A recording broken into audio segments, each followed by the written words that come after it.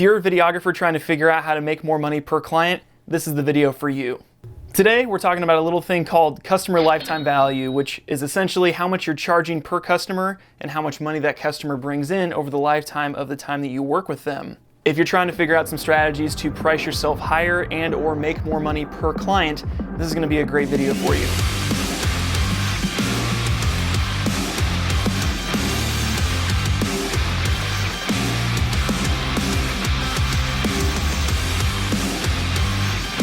What's going on, guys? My name is Ryan Snaadt, a Rhymes with Odd, and welcome to another video. I help videographers just like you create and grow your own solo videography business. So if you're into that, make sure to smash the like button below this video and subscribe for more weekly videos to help you grow your business. So this boils down to basically how much you charge per transaction and how many times you can have a repeat transaction per customer. A lot of videographers are under the assumption that you're only going to work with a client one time and that's it, and it's kind of a transactional, quick type of relationship, which is the complete opposite of what is actually happening. So there's a couple different ways you can increase customer lifetime value. The two main buckets are one, charging more per your services for each client that you have, and two, facilitating repeat business and referral business so you can continue to make more money from the referral network of that customer, as well as make more videos for them as time goes on. So the first step is really finding an industry that has a need for repeat business. And most industries do have a need for repeat business, but a lot of people are focused more on the one-on-one projects rather than trying to build a cohesive video strategy around what that client does. The one and done projects are nice, especially if it's something you're not super into, but the whole point of running your own business is that you can have recurring revenue so you can continue to reach for those passion projects and try and make more money per client. So tip number two is owning that discovery meeting when you first meet the client. So if it's a brand new client and you've never worked with them before and they're just wanting a one-off video, when you go into that initial meeting or that first phone call or they're emailing back and forth, make sure that you ask a little bit more about where do you see video fitting in the structure of your marketing strategy.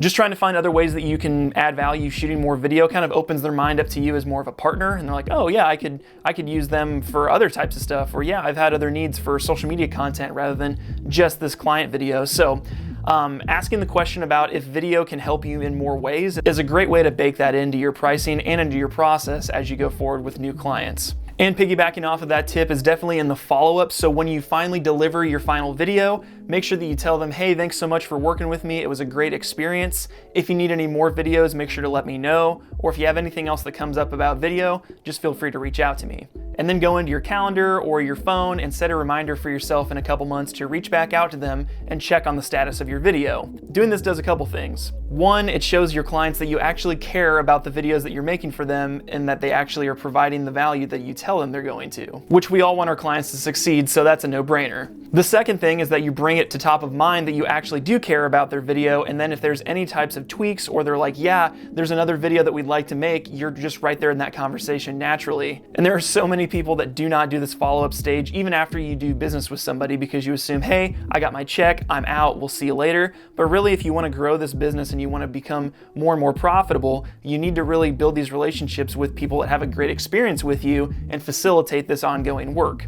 So those are some more process things, but in terms of increasing customer lifetime value for you in the short term, a great way to do that is just really increasing your pricing. Most of us are undercutting ourselves on price, myself included. It's one of the slippery slopes that I could probably make 30 videos about all the different ways you can price your services. But in a nutshell, you're probably undercharging if you don't have at least half the people that you give pricing to deny your services based on the price. So of the people that request pricing for your services, about half of them should say no based on that, and the other half should say yes. If you're at that point, you've really found your sweet spot in terms of pricing. It's one of those things that everybody's so close to, it's really hard for you to be very subjective about what you do, but if you're not at that 50-50 point, just increase your prices by about 10 or 15% until half of them start saying no.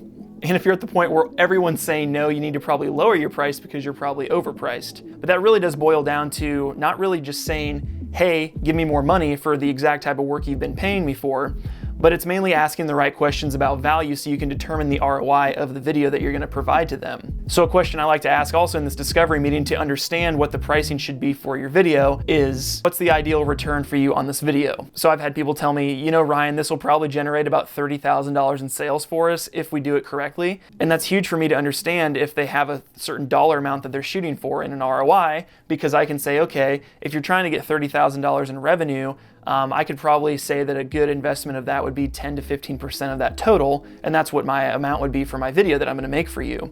So as you can see, you're trying to position yourself so you can not only win the business, but win the trust of that client, because they start thinking in terms of business return, and you're like, yeah, that really makes sense for me as a business owner. I should definitely invest 15% of what I think I'm gonna make to generate this marketing material for myself. You just gotta be smarter than the system. So having a better customer lifetime value includes a lot of things, but the main things include finding industries that have good repeat work, following up with your people after you're done shooting with them in a timely manner, as well as increasing your prices in the short term to try and make more money per client. If you follow those 3 tips, I guarantee you're gonna see a very big spike in your customer lifetime value over the course of the time that you work with somebody.